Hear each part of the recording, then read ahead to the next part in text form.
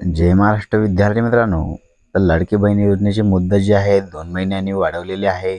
महाराष्ट्राचे सध्याचे मुख्यमंत्री एकनाथ शिंदे यांनी वयाची जी अट होती 21 ते 60, पण आता या 60 वरून 5 वर्ष अधिक केलेली आहे, 65 वर नेलेली आहे. तुम्ही पाहू शकता की माझी लाडकी बहीण योजनेची जी वयोमर्यादा आहे 60 वरून 65 नेण्याचा निर्णय महाराष्ट्राचे मुख्यमंत्री एकनाथ शिंदे यांनी केलेली आहे. आणि जी जमिनीची जी मर्यादेची अट होती त्यांनी काढून टाकलेली आहे. तर बघू शकता की आज अधिवेशनामध्ये 2 जुलै 2024 रोजी महाराष्ट्राचे गृहमंत्री एकनाथ शिंदे साहेब यांनी ही प्रमुख जी जाचक अट होती ही काढून टाकलेली आहे. तर शासन निर्णय कशा प्रकारे आलेला आहे आपण आता नवीन पाहू की मुख्यमंत्री माझी लाडकी बहीण योजनेच्या संदर्भात निवेदन आज दिलेलं आहे.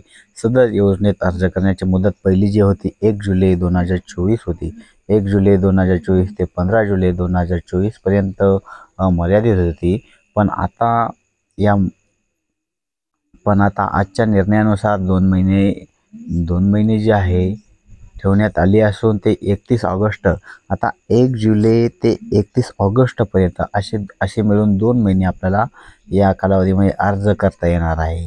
तर ही महिलांसाठी अत्यंत आनंदाची बाब आहे की महिलांनी आता आपण आपले जवळपास सर्व जे रहिवासी असेल, उत्पन्नाचा दाखला असेल, ज्यांना कोणी शाळेमध्ये ठिसी नसेल किंवा पहिलं जे 7वी 8वीपर्यंत शिकले त्यांनी आणखी आणली नसेल, तर आता आणून आपण आपले ठिसी असेल, उत्पन्नाचं असेल, डोमेसिल असेल. तर डोमेसिल जे मित्रांनो रहिवासी जे आपल्याला तहसीलमधलं लागतं, त्यामुळे व्यवस्थित कागदपत्रे काढा. आणि आता 2 महिन्याची मुदत दिलेली आहे.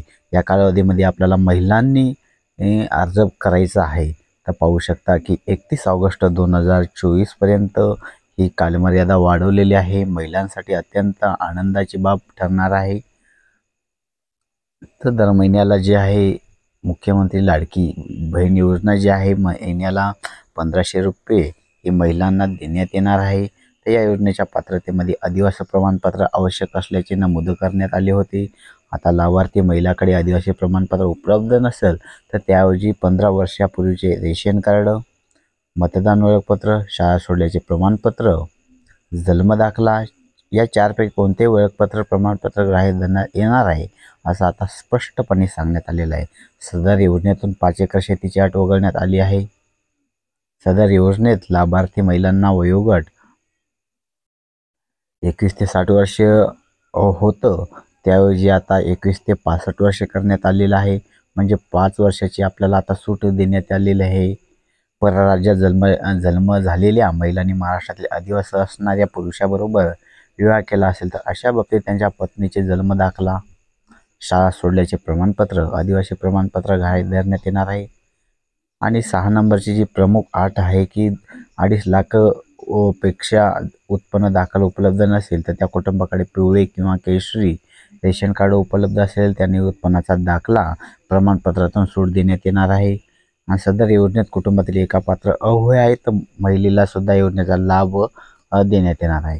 तर विरोधकाची सुद्धा प्रमुख मागणी होती की अहोय आहेत तर महिलेला का लाभ भेटू शकत नाही, याची मागणी ही एकनाथ शिंदे यांनी आता ही जाचक रद्द काढून टाकण्यात आलेली आहे. तर आनंदाची बाब आहे की महाराष्ट्राचे जे मुख्यमंत्री एकनाथ शिंदे यांनी जे 1 जुलै ते 15 जुलै दरम्यान जी कालमर्यादा होती ती वाढवून 2 महिने ठेवण्यात आलेली आहे.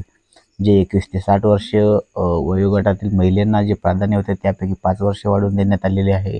जे काही ते नमुना नंबर 1चा उतारा लागत होता ते जाचक रद्द करण्यात आलेले आहे. त्या आनंदाची बातमी आहे. तर मित्रांनो, अशाच नवनवीन व्हिडिओ जर आवडल्यास व्हिडिओला लाईक, कमेंट, शेअर करा आणि अशाच नवनवीन व्हिडिओसाठी आमच्या नक्की यूट्यूब चॅनलला फॉलो करा. तर मित्रांनो, भेटून नेक्स्ट व्हिडिओमध्ये. तोपर्यंत मित्रांनो, जय महाराष्ट्र.